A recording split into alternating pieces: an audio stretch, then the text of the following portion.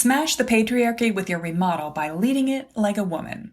Use these straightforward methods to gain more confidence in your remodeling process. And spoiler alert, just like dismantling the patriarchy, this advice will also be helpful to the men listening.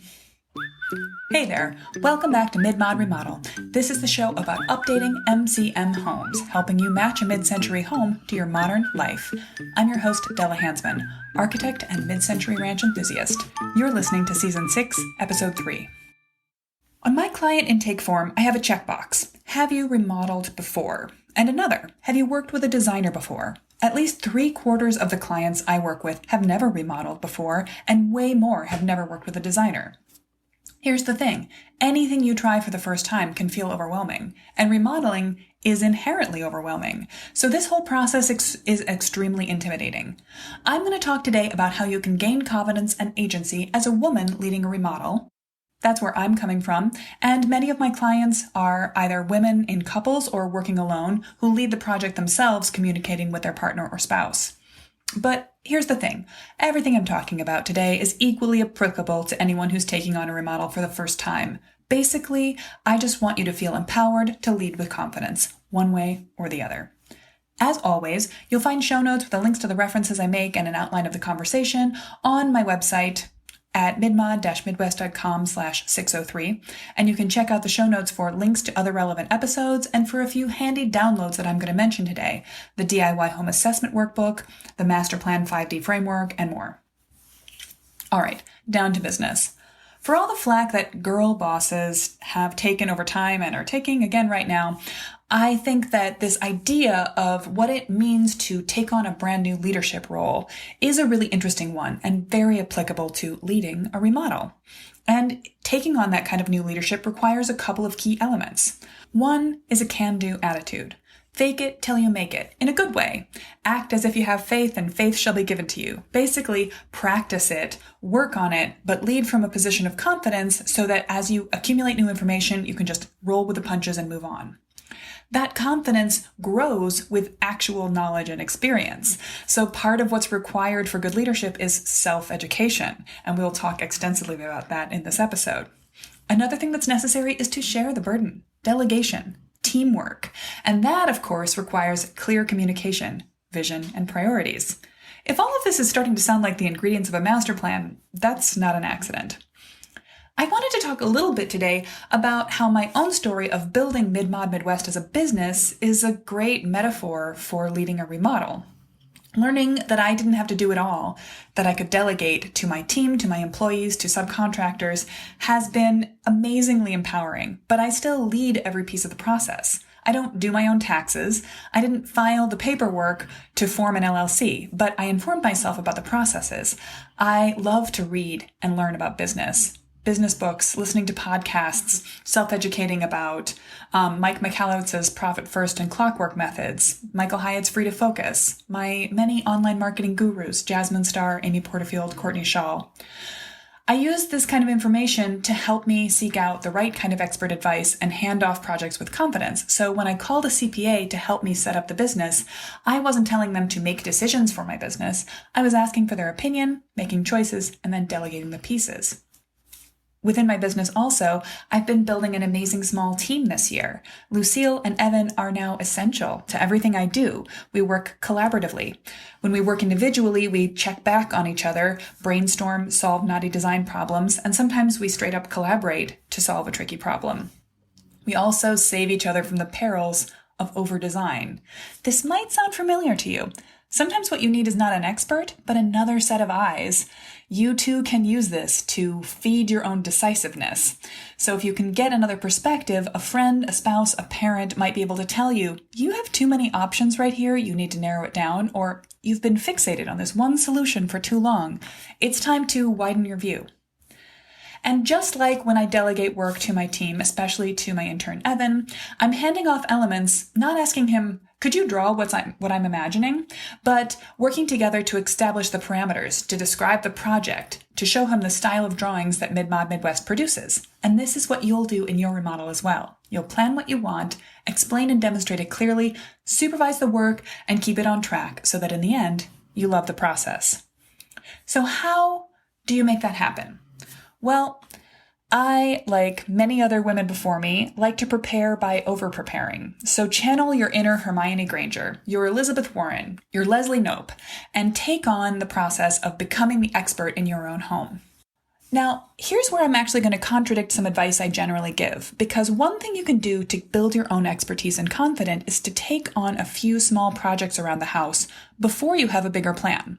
Now, normally, I talk about how everything should come under the umbrella of a master plan, so that when you're talking about a simple maintenance question, should pipes be replaced, should a furnace be updated, should the roof be repaired, if you package that together with a design scheme with a big picture plan, you can make two things count for one and save yourself lots of time and money and even open up new possibilities.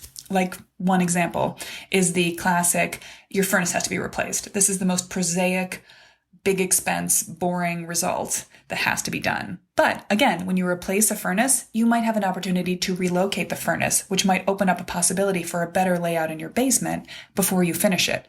Do that before you finish the basement, not after. Anyway, but here's where I contradict myself, because sometimes, especially a few small first step projects, maintenance fixes, or level 1 changes around the house that do involve hiring out some work can help you get to know your house in a really empowering and self-educational way.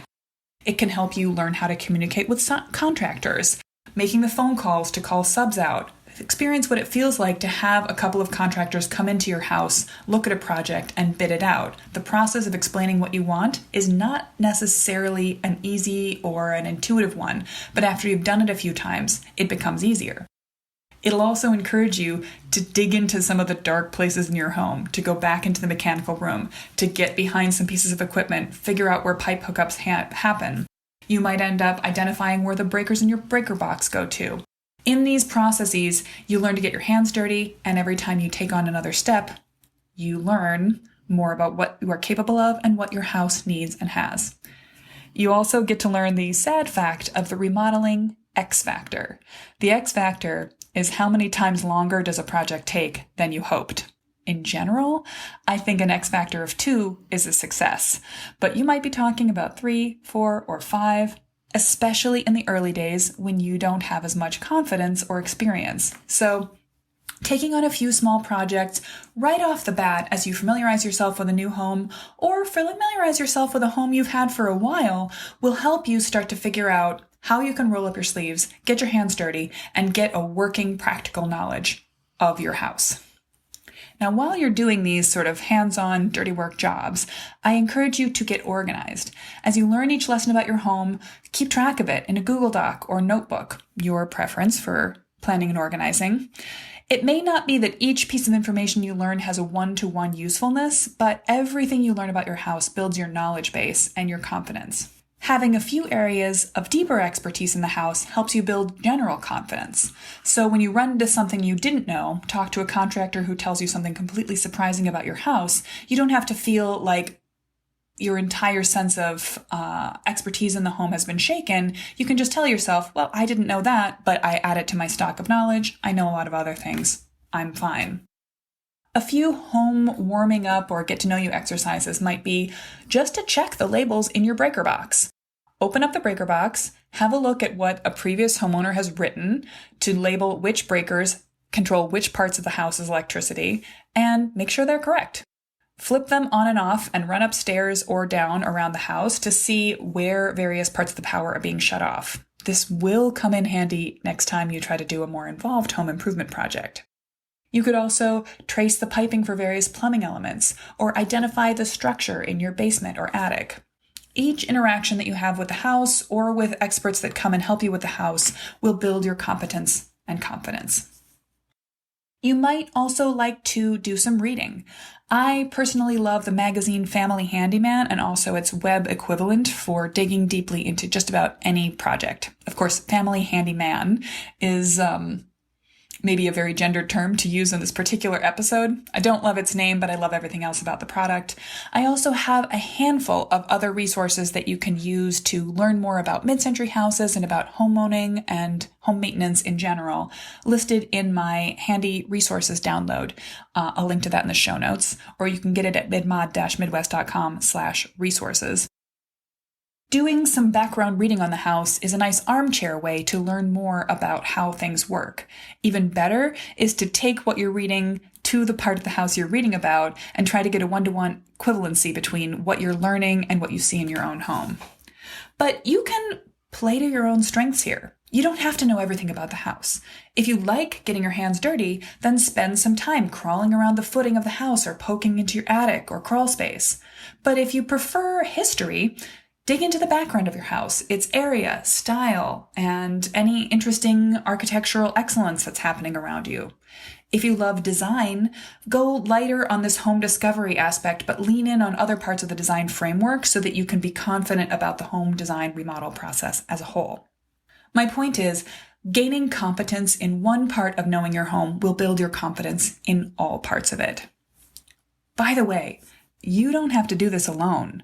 You can phone a friend, go for backup, have a parent, sibling, or handy acquaintance prep you for tough conversations, or at a pinch, come over and interpret for you when you meet with a contractor or home inspector. But do take agency. Don't just stand back and let them do your homework for you. Let them give a précis of the project and then step in and give your own details, or you give the overview and let them back you up with any other details or explanations. Listen, and maybe ask them in advance to help you stand strong on this. Ask questions of both them and the specialist that they're helping you talk to make sure you have a clean understanding of what's going on. And here's actually something. Am I talking to anyone here right now who does not currently own their own mid-century home, but is listening to this podcast, self-educating, good job, in preparation for their future home ownership? You are at a great advantage because this is some time you have to get ahead of the game.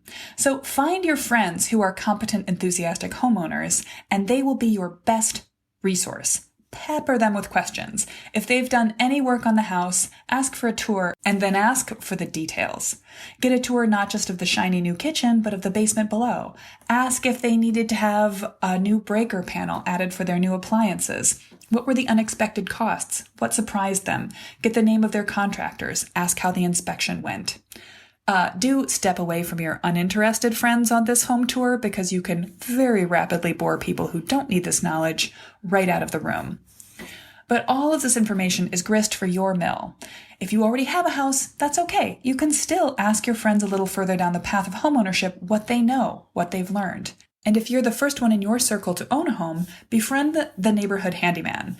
There's probably a man or woman on your street who's been living there forever and knows not only the ins and outs of their own home, but maybe even their neighbor's home update and remodel maintenance projects. They will be an invaluable resource for advice and also someone you can borrow tools from. Be their friend. Okay. Here's a place where you actually have an advantage as a woman, because another thing you want to do to become the expert in your process is to trust your feelings. I've seen plenty of my clients who are men get snowed by good old boy contractors who say a lot of confident-sounding BS about a project and then just get accepted because the person who's listening doesn't want to admit that they don't really know what just happened and they didn't really understand what just got said. As a woman, you have an ear that's tuned for mansplaining. You know it when you hear it. So, while you're asking for advice from everyone, you're getting quotes and multiple bids, you're paying for expertise, asking people to come over and give you an analysis of the house and paying for their time, or asking for multiple bids, having someone come over and quote a project for you based on what it is. You can take advice and ask for opinions, but take it with a grain of salt. Don't let yourself get intimidated when the first piece of advice you get is alarming. This is a place where more information is always better. So when you have contractors bid a project, explain what you want with as much confidence as you can muster. Note, this will get easier with practice, so expect the first conversation to go less well than the last. And then ask for opinions, advice, and an itemized bid. If something costs more than you expect, ask why. You're not being annoying to ask for extra information. If someone recommends a step, a product, or a process that other contractors have not, ask why.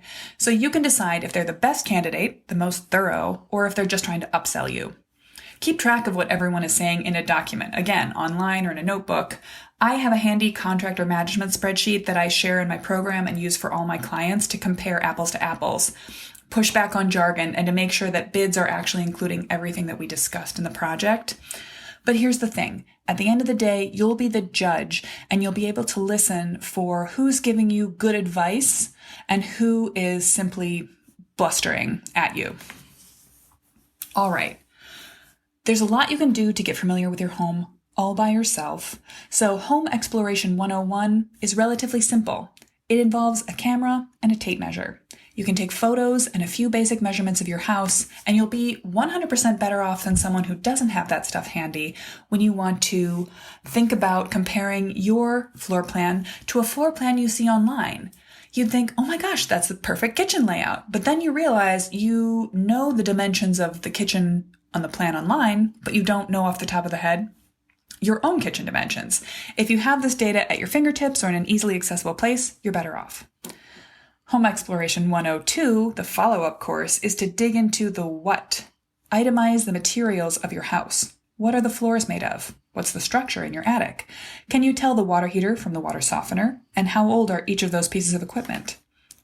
This is where you can treat your home inspection report like the Cliff's Notes version of the story. Read it with care. Follow up with questions. Now, if you want to go a little further, you might consider a little exploratory demolition. Take a sledgehammer to the patriarchy. I was just over at my little sister's house this last weekend helping her to do this. So we did two things. We cut a hole in her basement drywall ceiling. This is going to be to let a plumber come in and replace her hose bibs next week with frost-protected versions. And it was basically to save them some time, but also to confirm for ourselves before the plumber came that we were asking them to do the right job in the right spot.